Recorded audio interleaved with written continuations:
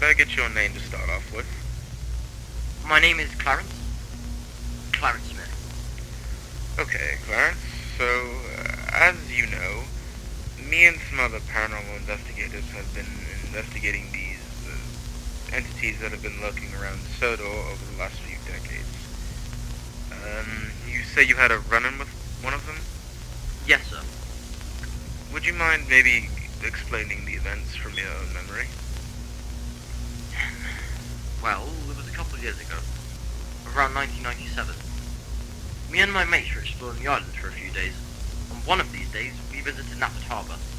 The workmen said it was fine as long as it didn't cause any disruption. I remember it was particularly foggy, so we couldn't really exactly see much. All of a sudden, we heard this fast puffing sound, and some sort of haunting whistle. We stepped away from the rails, and I read it in my camera. All of a sudden, an engine sped past us at an alarming speed, and just disappeared. I don't think any of the workmen noticed it, because none of them even looked up, which was incredibly strange. What did the engine look like, if you don't mind me asking? I can't really remember, because of how fast it went by, but from what I could see, it looked like some sort of Midland origin, or something along those lines. It was grey with black wheels, and had no number. You say you had your camera with you. Did you happen to get a photo of the engine? Just this one, although it's a bit blurry. I see. Did you happen to get a look at its face by any chance? Unfortunately, no. Well, what happened after that? Nothing really. We reported to the controller, and he said he and the rest of the railway and the railway staff would keep an eye out for it. Nothing really came of it last time I heard. I see. Well, thank you for your time, Clarence.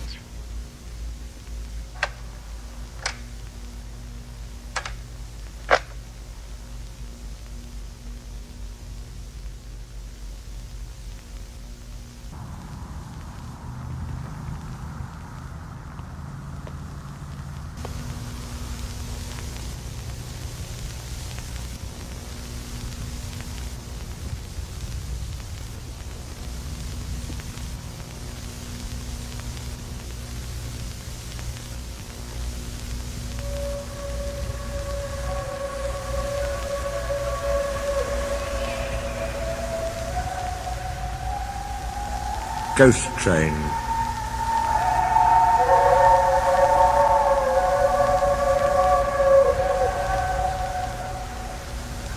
And every year on the date of the accident, it runs again, plunging into the gap, shrieking like a lost soul.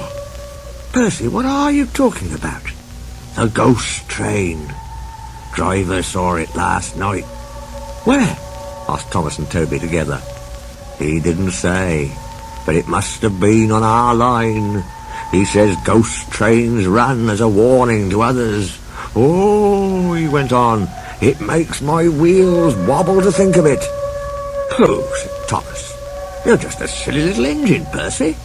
I'm not scared.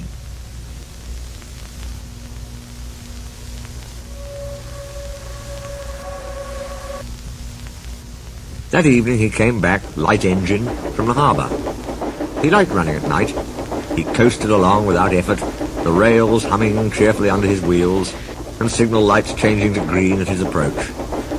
He always knew just where he was, even in the dark. Crow's Farm Crossing, he chunted happily. We shan't be long now.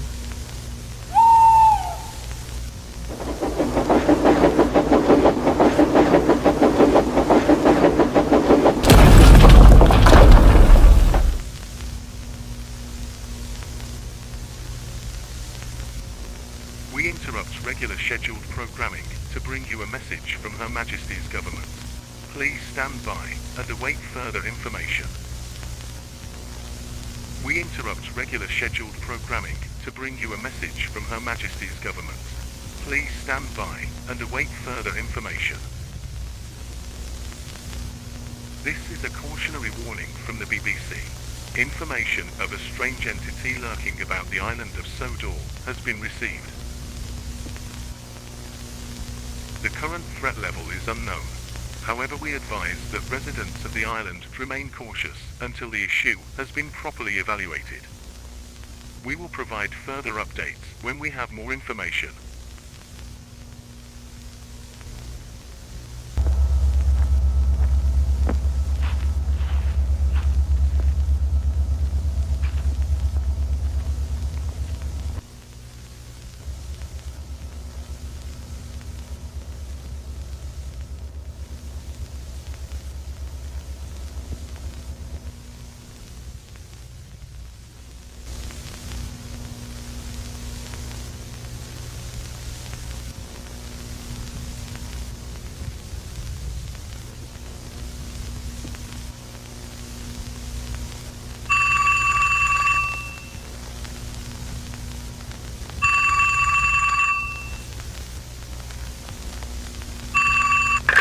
Hello?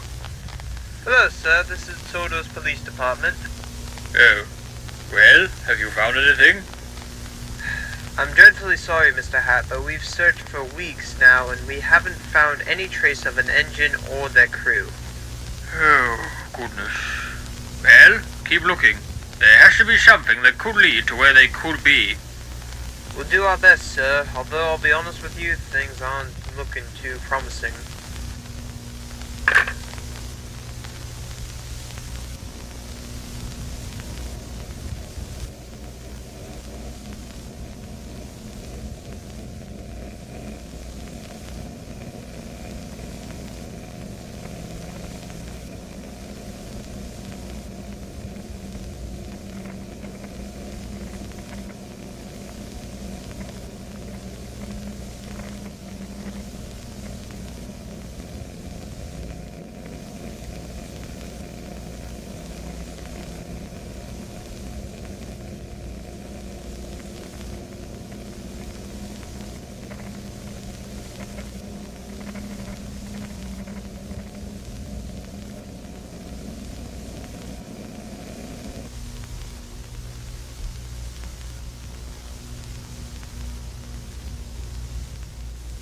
Godred was our number one, and named after a king. Perhaps that went to his smoke box and made him conceited. He'd never keep a good lookout. He'd roll down the line looking anywhere but at the track. "You'll have an accident," I told him. "Pooh," he said, "I've got automatic brakes, haven't I? And driver's got his air brake. What more do you want?" "More sense from you," I said. "No engine can stop at once if he isn't ready to obey his driver's controls." Godred never learnt sense. His driver and fireman and the manager all spoke to him. They even took him to pieces to see if anything was wrong. But he still went on in the same old way. One day I was going up and waited at a station for Godred coming down to pass me. As I waited, so it happened. One moment he was on the track, the next his driver and fireman jumped clear as he rolled over. No one was hurt. His coach stayed on the rails and the guard braked her to a stop.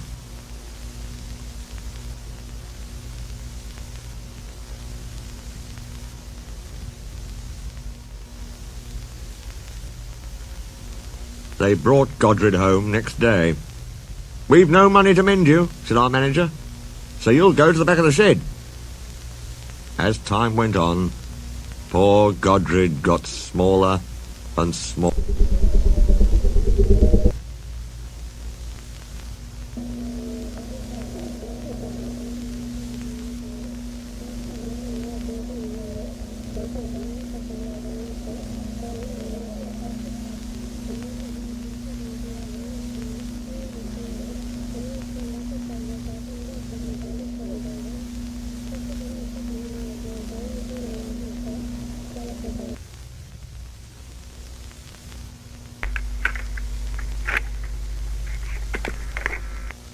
Okay, so you've expressed that you would prefer to remain anonymous? Yes, sir. Very well. So what can you tell me about the night that you encountered the entity? Well, I'm not really sure. I was admittedly a bit intoxicated that night, so my memory is still a bit fuzzy. So I can't really remember any specifics. Plus, I'm still a bit shaken up from the incident, even after a year has passed. Very well then. What can you tell me? Well, it was around winter time. I remember that due to the snow on the ground. Me and some of my mates had just left the local pub. We had all had a bit too much to drink that night, and so we decided to walk around town.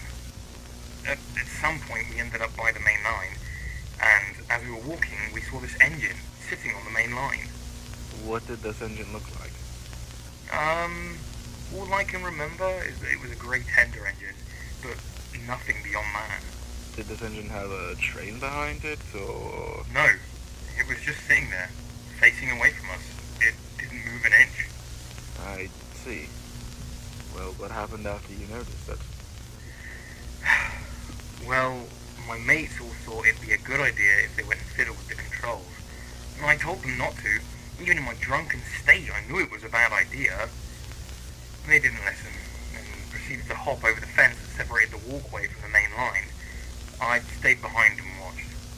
And then, as soon as one of my mates was stepping into the cab, I heard a loud, shrill whistle, and then I blacked out. The next thing I remember is waking up with a terrible headache sitting under a tree that was close to the line. And I looked around and noticed that my mates in the engine were nowhere to be seen either. I was really confused and also a little worried. I went to the police and told them about how a whole engine had gone missing, as well as my mates. A search party was launched and the police searched all around the island to find them.